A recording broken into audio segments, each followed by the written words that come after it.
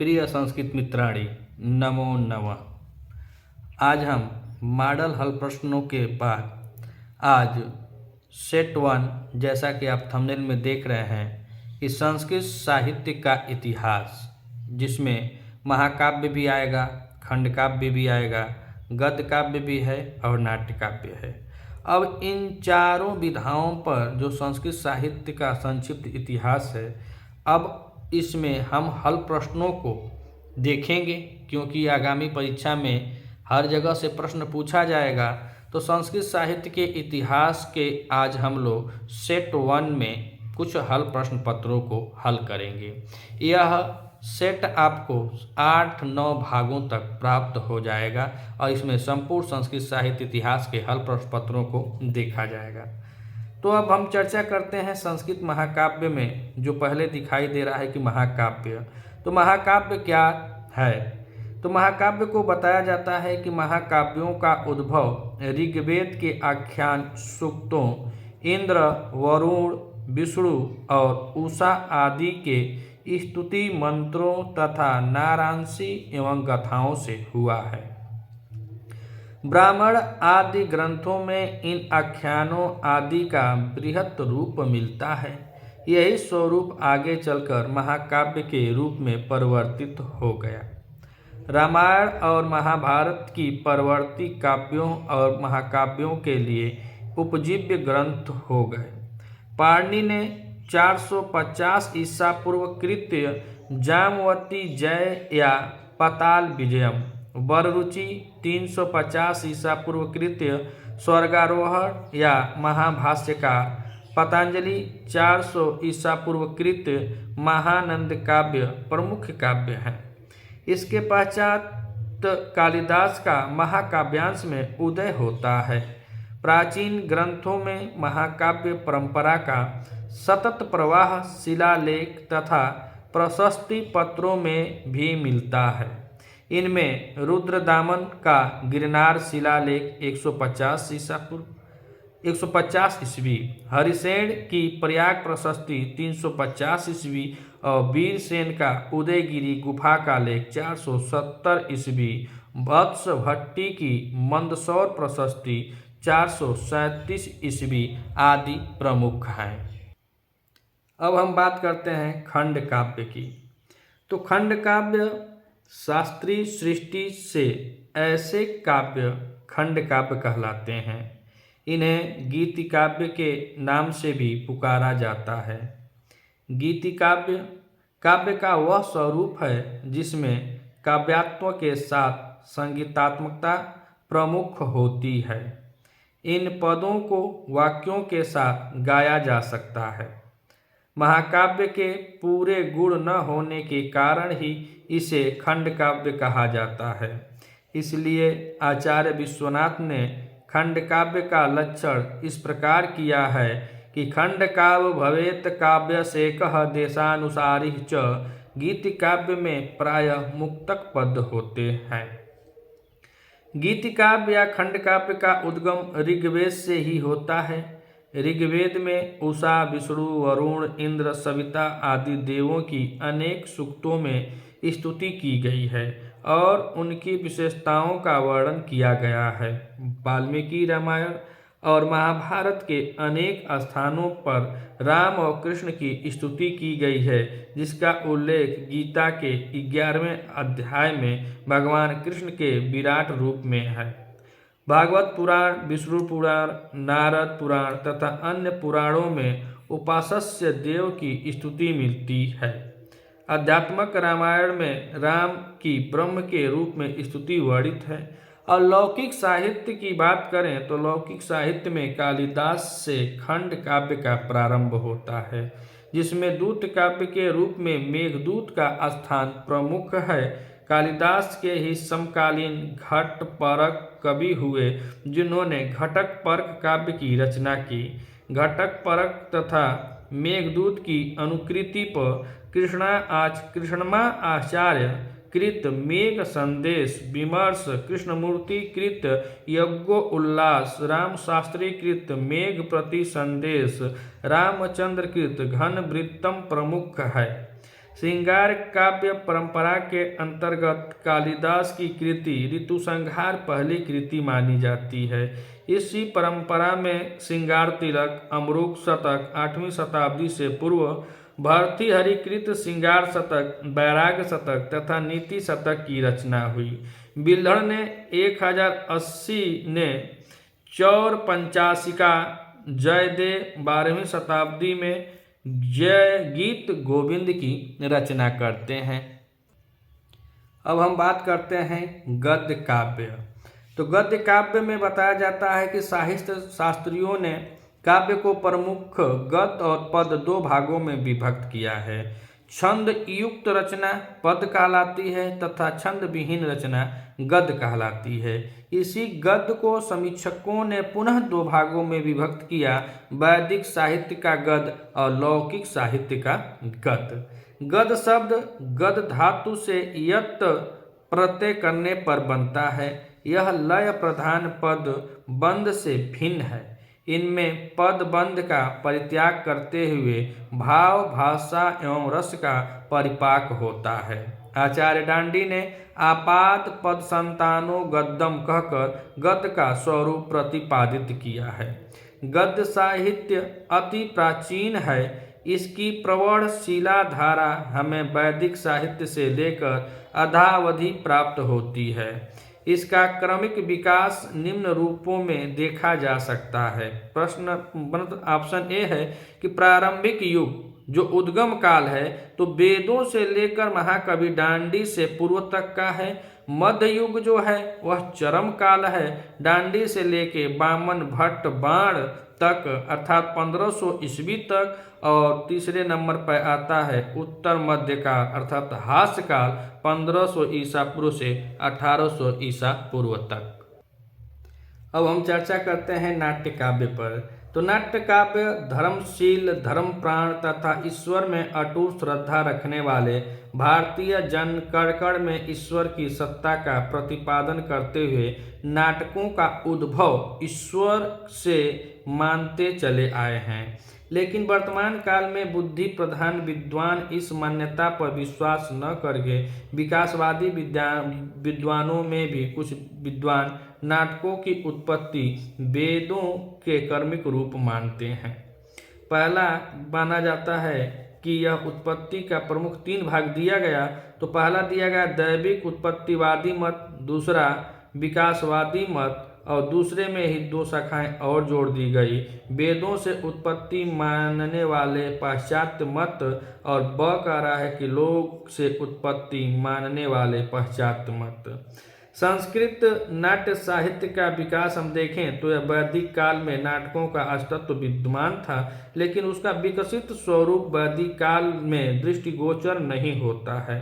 वैदिक काल के पश्चात रामायण महाभारत काल में आकार नाटकीय तत्वों का स्पष्ट उल्लेख देखने को मिलता है और इन ग्रंथों में नट, नर्तक, नाटक, नृत्य, गायक और शैलूष आदि शब्दों का अनेक स्थलों पर उल्लेख किया गया है।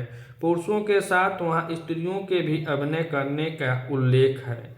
महाभारत के हरिवंश के अनुसार महाभारत काल में रामायण का नाटक के रूप में प्रदर्शन किया जाता है। उस समय वज्रनाभ नामक राक्षस की नगरी में रामायण तथा कौवेर असंभाभिसारः नामक नाटकों का अभिनय किया जाता है। तो मित्रों, अब हम इन्हीं संस्कृत साहित्य पर आधारित हल प्रश्न पत्र को अब हल करते हैं भाग 1 में। आइए अब देखते हैं आपके समकक्ष स्क्रीन पर लगा हुआ प्रश्न नंबर 1। नैषधीय चरितम में सर्ग हैं। विकल्प दिया है 22 हैं, बी कह रहा है कि 25 हैं, सी कह रहा है 20 है और डी कह रहा है 21 है। तो पहले नैषधीय चरितम यह महाकवि श्री हर्ष की रचना है। इसमें दमयंती के प्रणय कथा का वर्णन मिलता है। राजा नल और दमयंती के प्रेम प्रसंगों का वर्णन मिलता है। यह श्रृंगार रस प्रधान महाकाव्य है और यह बृहत्त्रयी के अंतर्गत आने वाला है। बृहत्त्रयी के अंतर्गत किरातार्जुनीयम जिसका 18 सर्गों में है, शिशुपाल वधम जो 20 सर्गों में है और नैषधीय चरितम जो 22 सर्गों में है। तो पूछ रहा है कि नैषधीय चरितम में सर्ग हैं, तो नैषधीय चरितम में सर्ग की संख्या देखा जाए तो नैषधीय चरितम में कुल 22 सर्ग होते हैं। कितने सर्ग होते हैं? 22 सर्ग होते हैं। तो प्रश्न नंबर 1 का विकल्प हमारा ए सही होता है। अब हम बात करें प्रश्न नंबर 2, और प्रश्न नंबर 2 में पूछ रहा है कि किस महाकाव्य को विद्वानों के लिए औषधि माना गया है? ऑप्शन ए किरातार्जुनीयम, बी शिशुपाल वधम, और सी नैषधीय चरितम, और डी करा कि इनमें से कोई नहीं। तो किरातार्जुनीयम महाकवि भारवी की एकमात्र रचना है जो 18 सर्गों में विभक्त है। इसका नायक जो है वह अर्जुन होता है और प्रतिनायक किरात भेषधारी भगवान शिव को माना जाता है।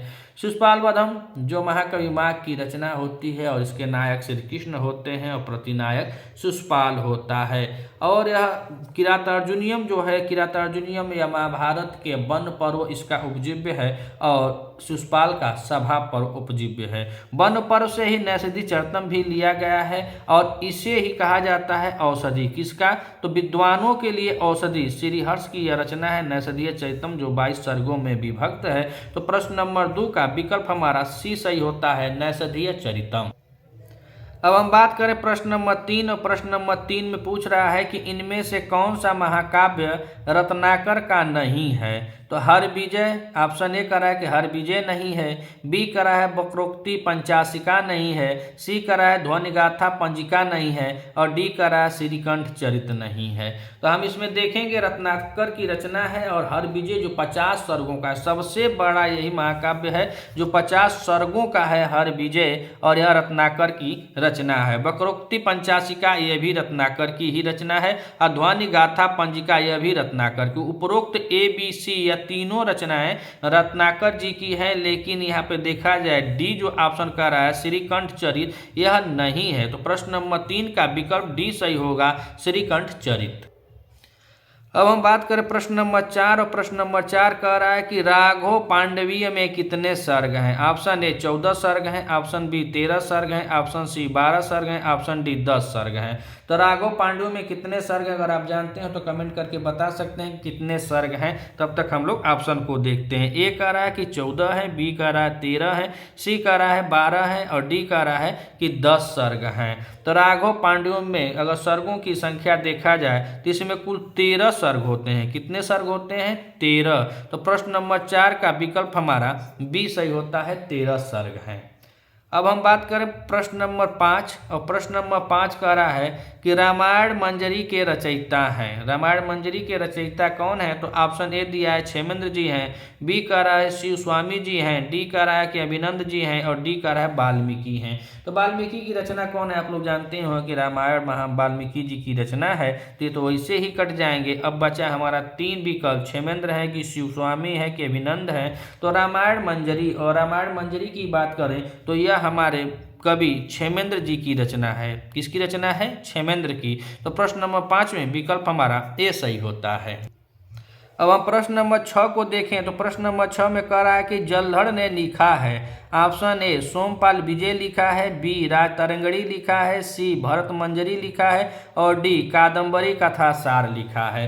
तो जलधर जी ने सोमपाल विजय लिखा है। कौन सा? सोमपाल विजय। प्रश्न नंबर 6 का विकल्प ए सही होता है, सोमपाल विजय। अब देखते हैं प्रश्न नंबर 7, और प्रश्न नंबर 7 कह रहा है कि सत्याग्रह गीता किस कवित्री की कृति है? मधुबाणी की है कि पंडिता क्षमा राव की है, सी कह रहा है अभिराम कामासी की है, और डी कह रहा है गंगा देवी। गंगा देवी का नहीं है, मधुबाणी और अभिराम कामासी। तो मधुबाणी और अभिराम कामासी में अभिराम कामासी की रचना नहीं है। अब बचा 1 और 2। तो सत्याग्रह गीता को हम देखें तो पंडित क्षमा राव की लेखनी है, अर्थात प्रश्न नंबर 7 का विकल्प हमारा बी सही होता है। अब हम प्रश्न नंबर 8 को देखते हैं। प्रश्न नंबर 8 कह रहा है कि न तज ज्ञानम न तचि छल्पम न सा विद्या न सा कला किस ग्रंथ से उद्धृत है? ऑप्शन ए साहित्य दर्पण से है, ऑप्शन बी काव्य प्रकाश से है, ऑप्शन सी नाट्यशास्त्र से है और ऑप्शन डी कह रहा है 10 रूपक से है। तो न तज ज्ञानम न तज छल्पम न सा विद्या न सा कला किस ग्रंथ से उद्धृत है? तो यह नाट्यशास्त्र से उद्धृत है। किससे? नाट्यशास्त्र से। तो प्रश्न नंबर 8 का विकल्प हमारा सी सही होता है। अब हम प्रश्न नंबर 9 को देखेंगे तो कह रहा है कि नाटक मथ प्रकरणम किस ग्रंथ से उद्धृत है? ऑप्शन ए साहित्य दर्पण से है, ऑप्शन बी 10 रूपक से है, ऑप्शन सी नाट्यशास्त्र से है और डी का रहा है अभिज्ञान शाकुंतलम से है। तो नाटक मथ प्रकरण किस ग्रंथ से उद्धृत है? इसको हम देखेंगे तो यह हमारा साहित्य दर्पण से है। किससे है? साहित्य दर्पण से। प्रश्न नंबर 9 का विकल्प हमारा ए सही होता है। अब हम बात करें प्रश्न नंबर 10 और प्रश्न नंबर 10 में कह रहा है कि उपरूपक के कितने भेद होते हैं? ए कह रहा है कि 10 भेद होते हैं, बी कह रहा है कि 18 भेद होते हैं, सी कह रहा है कि 15 भेद होते हैं और डी कह रहा है कि 8 भेद होते हैं। तो रूपक के कितने भेद होते हैं? तो रूपक के 10 भेद होते हैं, लेकिन उपरूपक पूछ रहा है तो उपरूपक के 18 भेद होते हैं। अर्थात प्रश्न नंबर 10 में विकल्प हमारा बी सही होगा कि उपरूपक के 18 भेद होते हैं। नीचे बता रहा है प्रश्न नंबर 11 में कि महावीर चरितम में कितने अंक हैं? तो महावीर चरितम ऑप्शन ए दिया है 7 अंक का है, कि 5 अंक का है, कि 10 अंक का है, कि 6 अंक का है। तो महावीर चरितम यह महाकवि भभूति जी की रचना है और भभूति जी की हमें 3 रचनाएं संस्कृत साहित्य में मिलती हैं और तीनों रचनाएं नाटक हैं। मालती माधवम, महावीर चरितम और उत्तरामचरितम। तो यह तीनों नाटक मिलता है और यह जो महावीर चरितम है, उत्तरामचरितम है, यह 7-7 अंकों का है। तो प्रश्न नंबर 11 महावीर चरितम का अंक ही पूछ रहा है। तो हम लोग जानते हैं कि महावीर चरितम में 7 अंक होता है। तो प्रश्न नंबर 11 का विकल्प ए सही होगा। अब हम प्रश्न नंबर 12 और प्रश्न नंबर 12 में फिर से दोबारा वही पूछ रहा है कि उत्तरामचरितम कितने अंकों का नाटक है? तो हम बता ही दिए हैं कि भभूति की 3 रचनाएं हैं, उत्तरामचरितम, महावीर चरितम और मालती माधवम। तो उत्तरामचरितम में पूछ रहा है अंक, तो इसमें भी 7 अंक हैं। कितने अंक हैं? 7 अंक। प्रश्न नंबर 12 का विकल्प हमारा ए सही होता है। अब हम बात करें प्रश्न नंबर 13 और प्रश्न नंबर 13 में कह रहा है कि छाया अंक भभूति के किस नाटक से संबंधित है? ये कुछ दमखम वाला प्रश्न है। तो देखिए कह रहा है कि महावीर चरितम से है, कि मालती माधवम से, कि उत्तरामचरितम। पहली बात, यह तीनों ऑप्शन जो दिया है यह तीनों रचनाएं महाकवि भभूति की हैं। संस्कृत साहित्य में ये तीनों नाटक हैं और तीनों रचनाएं यह महाकवि भभूति की रचना है। और इसमें से देखा जाए तो 7 अंक इसमें भी, महावीर चरितम में, उत्तरामचरितम में भी। नीचे का तो हटा दीजिए। अब कह रहे हैं कि छाया अंक भभूति के किस नाटक से संबंधित है? तो छाया अंक यह होता है उत्तरामचरितम और उत्तरामचरितम में हमें यूपी टीजीटी के सिलेबस में यही छाया अंक, तीसरे अंक का नाम है छाया अंक। तो उत्तरामचरितम में तीसरा अंक जो होता है उसे छाया अंक कहा जाता है। इस छाया अंक में जो माता सीता होती हैं वह भागीरथी अर्थात गंगा के वरदान से या आशीर्वाद से वह छाया रूप में रहती हैं और वह जब छाया रूप में रहती हैं तो वार्तालाप तीसरे अंक में भभूति जी उनका तमसा और सीता से करवाते हैं और बासंती से राम का करवाते हैं। तो राम और बासंती 2 और 2 तमसा और सीता 4, यह 4 लोग पंचवटी में वहीं का वर्णन तीसरे अंक में किया गया है। तीसरे अंक जो उत्तरामचरितम है यह 12 वर्ष के बाद की घटना है। इसमें लव और कुश के 12वीं वर्षगांठ का भी वर्णन मिलता है। तो छाया अंक भभूति के किस नाटक से संबंधित है? तो उत्तरामचरितम से। प्रश्न नंबर 13 का विकल्प नंबर हमारा सी सही होता है। अब पूछ रहा है कि प्रश्न नंबर 14 और प्रश्न नंबर 14 कह रहा है कि गर्भांग किस नाटक में है? तो तो गर्भांग किस नाटक में है? तो ऑप्शन दिया उत्तर रामचरितम, महावीर चरितम, मालती माधवमय। फिर रचनाएं तीनों भभूति की है और अभिज्ञान शाकुंतल या महाकवि कालिदास जी की रचना है। तो महाकवि कालिदास जी की रचना को हटा देते हैं और गर्भांग कहाँ मिलता है? तो उत्तर रामचरितम में ही मिलता है। तो गर्भांग का अंक किस नाटक में है? तो उत्तर रामचरितम में है। तो प्रश्न नंबर 14 का विकल्प हमारा ए सही होता है। अब हम देखेंगे प्रश्न नंबर 15। प्रश्न नंबर 15 कह रहा है कि पुरोत्पीडे टटाकस्य परिवाह प्रतिक्रिया उत्तर रामचरितम के किस अंक में है? तो ऑप्शन ए दिया है कि दूसरे अंक में है, बी कह रहा है तीसरे अंक में है, सी कह रहा है चतुर्थ अंक में है और डी कह रहा है प्रथम अंक में है। तो पुरोत्पीडे टटाकस्य परिवाह या गोदावरी के तट का वर्णन कहाँ मिलता है? तो तीसरे अंक में मिलता है। यही तीसरे अंक में छाया अंक भी इसको कहा जाता है और यहीं पे राम वासंती तमसा और सीता जी का वार्तालाप होता है। बीच में वह कहानी जुड़ी हुई है, हाथी जो शावक होता है, हाथी के बच्चे की कहानी जुड़ी हुई है, मोर को जिसको माता सीता ने पाला था, कदम के वृक्ष को पाला था, इत्यादि कहानियों का वर्णन मिलता है। और यह गोदावरी के तट पे होता है जहाँ भगवान राम जाते हैं तो कहते हैं कि यह तट गोदावरी का आज भी वही है, कंदलाएं वही है, यह वृक्ष वही है, सब कुछ वही है, बस यह जाते हैं अपनी पत्नी को छोड़कर और सब वही है, बस ये बदल गए हैं। तो 15 नंबर प्रश्न में यही पूछ रहा है कि पुरोत्पीडे टटाकस्य परिवाह या उत्तर रामचरितम के किस अंक से है? तो तृतीय अंक से है। प्रश्न नंबर 15 का विकल्प हमारा बी सही होता है। अब हम बात करें प्रश्न नंबर 16 की। तो प्रश्न नंबर 16 में हम देखेंगे सारीपुत प्रकरण के लेखक हैं, ये एकदम सीधे अश्वघोष हैं। कौन है? अश्वघोष है। प्रश्न नंबर 16 का विकल्प हमारा बी सही होता है, अश्वघोष। अब हम बात करें प्रश्न नंबर 17। प्रश्न नंबर 17 कह रहा है कि अनर्घ राघव में कितने अंक हैं? ऑप्शन ए 5 अंक हैं, बी कह रहा है 7 अंक हैं, सी कह रहा है 10 अंक हैं और डी कह रहा है कि 6 अंक हैं। तो अनर्घ राघव में कितने अंक हैं? तो अनर्घ राघव में कुल 7 अंक हैं। कितने अंक हैं? 7 अंक हैं। तो प्रश्न नंबर 17 का विकल्प हमारा बी सही होता है। अब हम प्रश्न नंबर 18 और प्रश्न नंबर 18 को देखते हैं कि कपूर मंजरी में अंक है। क अंक का कपूर मंजरी है? तो ए दे रहा है 7 अंक का है, बी कह रहा है 5 अंक का है, सी कह रहा है 4 अंक का है और डी कह रहा है 8 अंक का है। तो कपूर मंजरी में यह 4 अंकों का होता है। कितने अंकों का? 4 अंकों का। तो प्रश्न नंबर 18 का विकल्प हमारा सी सही होता है, 4 अंकों का। अब हम बात करें प्रश्न नंबर 19 और प्रश्न नंबर 19 में कह रहा है कि बाल रामायण के अंक हैं। ऑप्शन ए 10 अंक हैं, बी कह रहा है 8 अंक हैं, सी कह रहा है कि 7 अंक हैं और डी कह रहा है कि 10 अंक हैं। तो बाल रामायण, और इसको बताया जाता है कि यह दीपांकर गुप्त की रचना है, पाड़ी पंकज की। तो बाल रामायण में कुल 10 अंक हैं। कितने अंक हैं? कुल 10 अंक हैं। तो प्रश्न नंबर 19 का विकल्प हमारा ये सही होता है कि बाल रामायण का कुल 10 अंक हैं। अब हम बात करें प्रश्न नंबर 20 और प्रश्न नंबर 20 में कह रहा है कि कुंदमाला नाटक में कितने अंक हैं? ऑप्शन ए 6 अंक हैं, बी कह रहा है 7 अंक हैं, सी कह रहा है कि 8 अंक हैं और डी कह रहा है कि 5 अंक हैं।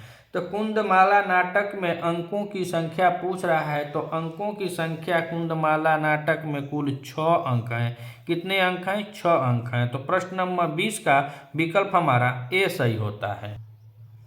प्रश्न नंबर 21 और प्रश्न नंबर 21 में कह रहा है कि रामायण पर आश्रित कौन सा काव्य नहीं है? इसमें रामायण पर आश्रित कौन सा काव्य नहीं है? तो ऑप्शन ए कह रहा है कि रघुवंश कालिदास की रचना है, ये तो है, ये है। सेतुबंध यो है, ये है। भट्टिकाव्य यह भी है, बस बुद्ध चरितम नहीं है। बुद्ध चरितम यह महाकवि अश्वघोष की रचना है और अश्वघोष की रचना है और बौद्धों का यह रामायण कहा जाता है। जो बुद्ध चरितम है, महाकवि अश्वघोष की जो रचना है बुद्ध चरित को बौद्धों का रामायण कहा जाता है। तो यह रामायण पर आश्रित नहीं है। तो प्रश्न नंबर 21 का विकल्प हमारा डी सही होता है।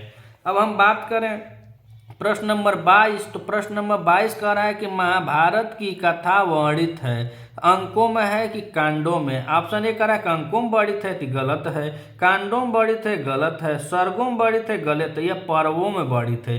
कितना है? 18 पर्वों में वर्णित है। महाभारत की कथा जो है वह किसमें वर्णित है? तो पर्वों में वर्णित है। तो प्रश्न नंबर 22 का विकल्प हमारा डी सही होता है। अब हम बात करें प्रश्न नंबर 23। और प्रश्न नंबर 23 में कह रहा है कि मौसल पर्व का उल्लेख है। ऑप्शन ए रामायण में है, ऑप्शन बी महाभारत में है, ऑप्शन सी भागवत गीता में है और ऑप्शन डी रघुवंशम में है। तो भागवत गीता अध्यायों में विभक्त है, रामायण अंकों में। यहाँ पे जो पूछ रहा है कि मौसल पर्व और पर्व में इसमें कौन विभक्त है, तो यहाँ पे महाभारत होगा। कुछ नहीं जानते हैं, बस इतना जानते हैं कि पर्व में इसमें कौन विभक्त है, तो महाभारत पर्वों में विभक्त है। तो ऐसे ही हम देख लेंगे, पढ़े लिखे नहीं हैं फिर भी इसे ध्यान लगा कर सोचेंगे कि महाभारत पर्वों में विभक्त है, तो प्रश्न नंबर 23 का विकल्प हमारा बी सही हो जाता है। कबो कबो तुक्का ताल से भी काम सही हो जाता है। अब हम प्रश्न नंबर 24 को देखते हैं। तो प्रश्न नंबर 24 कह रहा है कि विश्व साहित्य के इतिहास में सबसे बड़ा महाकाव्य है।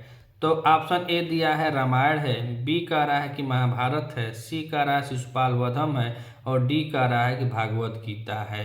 तो विश्व के इतिहास में सबसे बड़ा महाकाव्य जो है वह महाभारत है। इसे ही जय संहिता भी कहा जाता है। इसमें 1,00,000 श्लोकों में यह महाभारत निबद्ध है, जबकि रामायण 24,000 श्लोकों में निबद्ध है और यह 1,00,000 श्लोक महाभारत में है। शिशुपाल 1650 श्लोकों में निबद्ध है। तो विश्व साहित्य के इतिहास में सबसे बड़े महाकाव्य की बात की जाए तो यह महाभारत है। तो प्रश्न नंबर 24 का विकल्प हमारा बी सही होता है।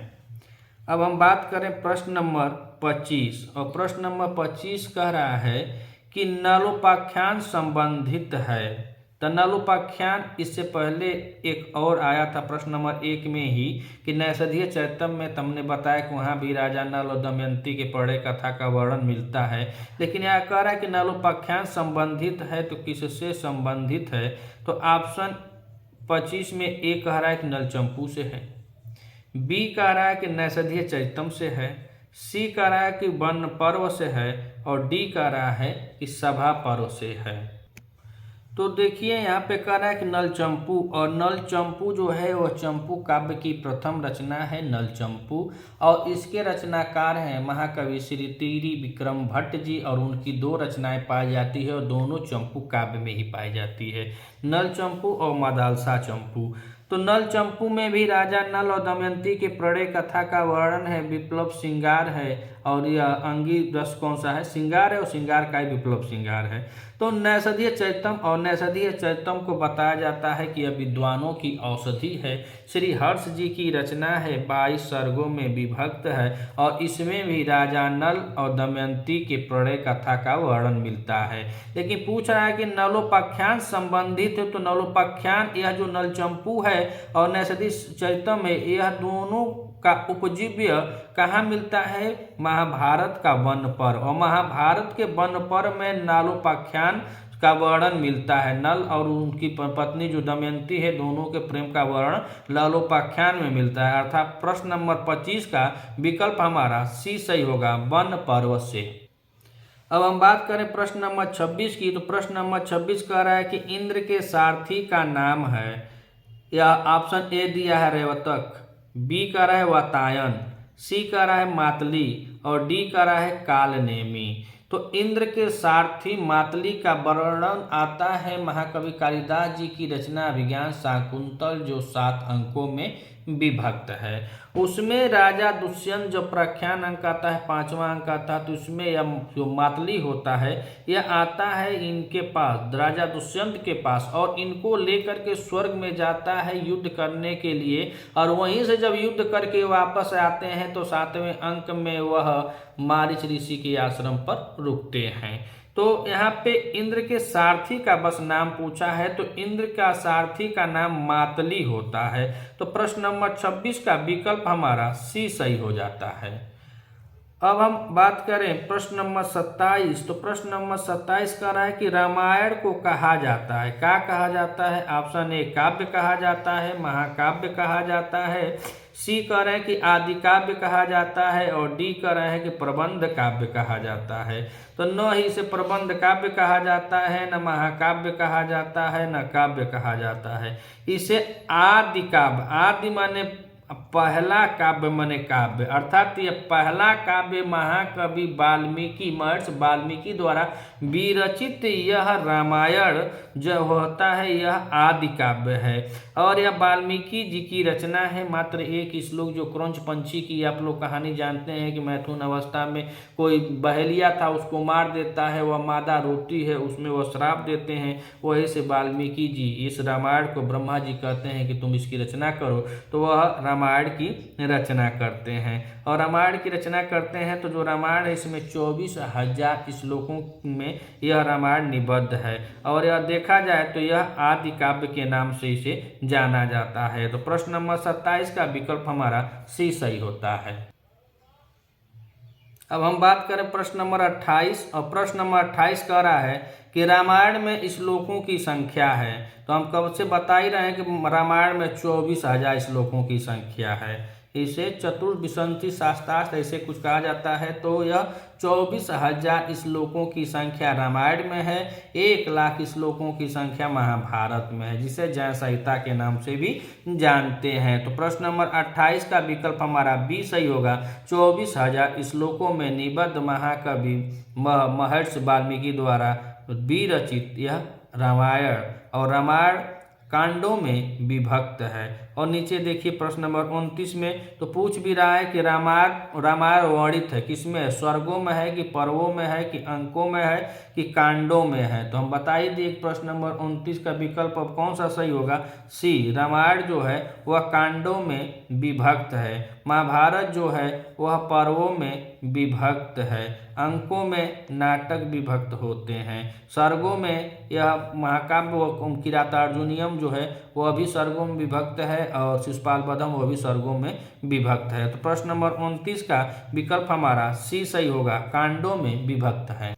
अब हम बात करें प्रश्न नंबर 30, और प्रश्न नंबर 30 में कह रहा है कि ब्रह्मा ने किस कवि को आदि कवि ऋषि कहकर संबोधित किया था।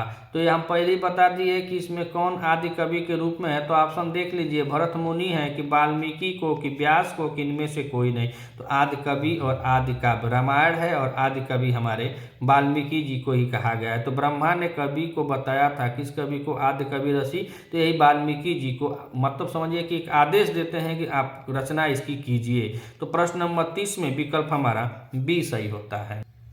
अब हम बात करें प्रश्न नंबर 31, और प्रश्न नंबर 31 कह रहा है अद्वैतम सुख दुखयोग अनुगतम सर्वस्वस्थानाम यद यह किस मूल ग्रंथ में है। तो प्रश्न नंबर 31 में अब ग्रंथ पूछ रहा है कि यह किस मूल ग्रंथ में है। तो ऑप्शन दिया है उत्तर रामचरितम में है, 10 बी कह रहा है 10 रूपक में है, सी कह रहा है काव्य प्रकाश में है, और डी कह रहा है इनमें से कोई नहीं। तद्वैतम सुख दुखयो अनुगतम सर्वस्वस्थानाम यद यह उत्तर रामचरितम में है। किसमें है, उत्तर रामचरितम में है, जो महाकवि भवभूति की रचना है, और यह 7 अंकों में विभक्त है। इसमें गर्भांक भी है और छाया अंक भी है। तो प्रश्न नंबर 31 का विकल्प हमारा ए सही होता है। अब बात करें प्रश्न नंबर 32, तो 32 में कह रहा है कि अनर्घ और राघव किसका नाटक है, भवभूति का है कि कालिदास का है कि मुरारी का है कि कुमारदास का है।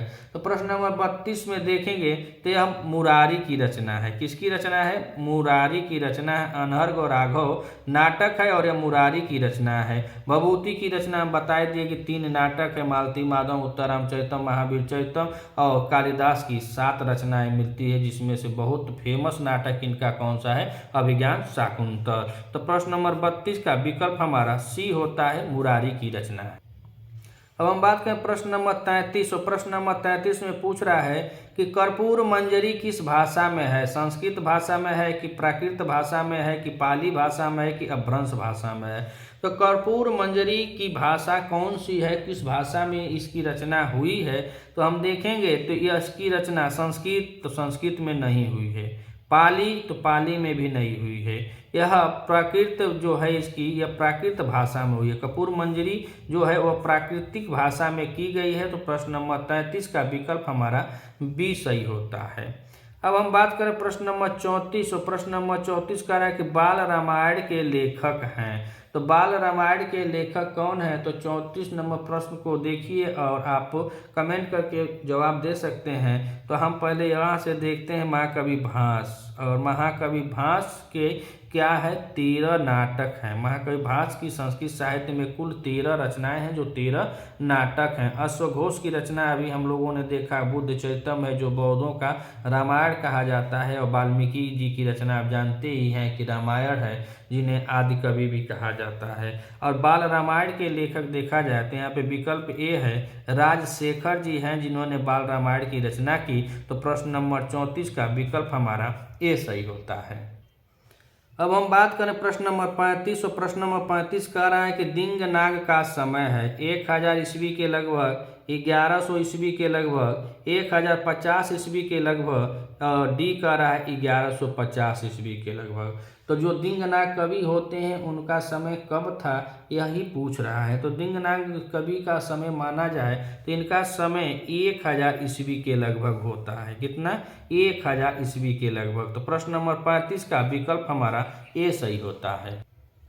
अब हम बात करें प्रश्न नंबर 36। और प्रश्न नंबर 36 कह रहा है कि दिंगनाग ने किस रीति को अपनाया। उनकी रीति क्या है? तो गौड़ी रीति है कि वैदर्भी रीति है कि पंचाली रीति है कि लाठी रीति है। तो दिंगनाग की रीति को हमें बताना है। दिंगनाग की रीति क्या थी? पंचाली रीति के लिए तो बाण जी प्रसिद्ध हैं। गौड़ी और वैदर्भी दोनों की रचना में, तो दोनों में रचना करते हैं कालिदास जी। और कालिदास जी की भी जो रीति है वैदर्भी रीति के लिए, वो भी प्रसिद्ध हैं। और यहाँ पे पूछ रहा है दिंगनाग ने किस रीति को अपनाया। तो प्रश्न नंबर 36 का विकल्प हमारा बी सही होता है। वैदर्भी रीति को इन्होंने भी अपनाया था। तो दिंगनाग की रीति कौन होती है? वैदर्भी रीति होती है। तो प्रश्न नंबर 36 का विकल्प हमारा बी सही है। अब हम बात करें प्रश्न नंबर 37। तो प्रश्न नंबर 37 कह रहा है कि प्रसन्न राघव किसका नाटक है। ए भभूति का है, बी जयदेव का है, सी मुरारी का है, और डी कह रहा है कि कृष्ण मिश्र का है। तो प्रसन्न राघव, और प्रसन्न राघव को हम देखेंगे तो इसमें पूछ रहा है कि यह किसकी रचना है, यह नाटक किसके द्वारा रचित है। तो यह नाटक जयदेव के द्वारा रचित है। गीत गोविंद भी इनकी रचना है, प्रसन्न राघव भी इन्हीं की रचना है। तो प्रश्न नंबर 37 का विकल्प हमारा बी सही होता है, जयदेव का। अब हम बात करें प्रश्न नंबर 38। और प्रश्न नंबर 38 में पूछ रहा है कि शक्तिभद्र का नाटक है। ए आचार्य चूड़ामणि, बी उदात्त राघव, सी प्रसन्न राघव, और डी मालती माधव। तो अब हम देखेंगे तो हम अब तक इसी क्लास में कम से कम 5-7 बजे तक नाम ले ही लिए हैं कि मालती माधव किसकी रचना है। तो यह भभूति जी की रचना है, तीतु कट जाएगी। प्रसन्न राघव अभी ऊपर दिखाई दे रहा है कि किसकी रचना है, जयदेव की रचना है। तो 2 ऑप्शन कट जा रहा है। अब हमें देखना है कि शक्तिभद्र का नाटक है किसका है, आचार्य चूड़ामणि का है कि उदात्त राघव का है। तो प्रश्न नंबर 38 और प्रश्न नंबर 38 में हम देखेंगे तो यह जो शक्तिभद्र नाटक है वह आचार्य चूड़ामणि का है। किसका है? आचार्य चूड़ामणि का। तो प्रश्न नंबर 38 का विकल्प हमारा ए सही होता है। अब हम बात करें प्रश्न नंबर 39। और प्रश्न नंबर 39 में कह रहा है कि करूण रस का नाटक किसे कहा गया है। तो करूण रस का नाटककार, करूण रस का नाटककार किसे कहा गया है। तो ऑप्शन दे रहे हैं कि कालिदास को, भभूति को, भट्टनारायण को, इनमें से कोई नहीं। तो इनमें से कोई नहीं, यह कट जाएगा। भट्टनारायण यह भी कट जाएगा, कालिदास भी कट जाएगा। भभूति जी हैं जो उत्तर रामचरितम में मात्र एक ही रस है, करूण रस, और करूण रस को ही यह उत्तम रस मानते हैं। तो करूण रस में पूछ भी रहा है कि करूण रस का नाटककार किसे कहा गया। तो भभूति जी को कहा गया है। तो प्रश्न नंबर 39 में विकल्प हमारा बी सही होता है। अब हम प्रश्न नंबर 40 को देखते हैं मित्रों। यह इस श्रृंखला का अंतिम प्रश्न होगा और अगर यह हमारी प्रश्नोत्तरी सही लग रही हो तो आप अपने मित्रों तक ज़्यादा से ज़्यादा शेयर करें। अभी यह नया चैनल है तो चैनल को सपोर्ट करने के लिए चैनल को भी सब्सक्राइब कीजिए। और अच्छा या बुरा जो भी हो आप कमेंट करके हमें बता सकते हैं, हमें मार्ग निर्देशित कर सकते हैं कि हम भी ज़्यादा कुछ अच्छा से अच्छा कर सकें। जो गलती है सही है, अब हम भगवान नहीं है कि हमसे गलती नहीं होगी और बहुत बड़ा विद्वत भी नहीं है कि हमारे पास बहुत बड़ा ज्ञान है।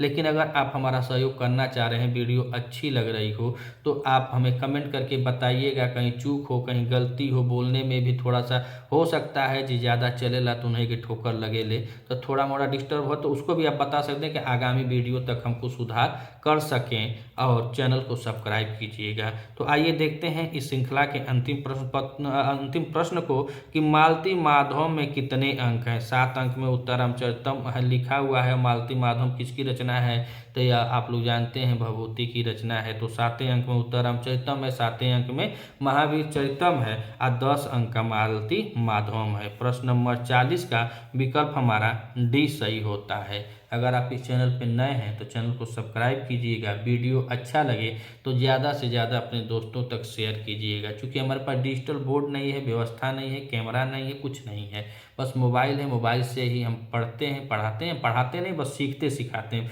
पढ़ने पढ़ाने का काम तो बहुत पहले ही ख़त्म हो गया, हम बच्चे थोड़ो ना हैं। बस लोग सीखते हैं प्रश्नों को कैसे करना है, कैसे समझना है, कैसे आंसर देना है। इसी लक्ष्य के साथ हम नित्य प्रतिदिन आप लोगों के पास एक एक दो वीडियो को हम डालते रहते हैं।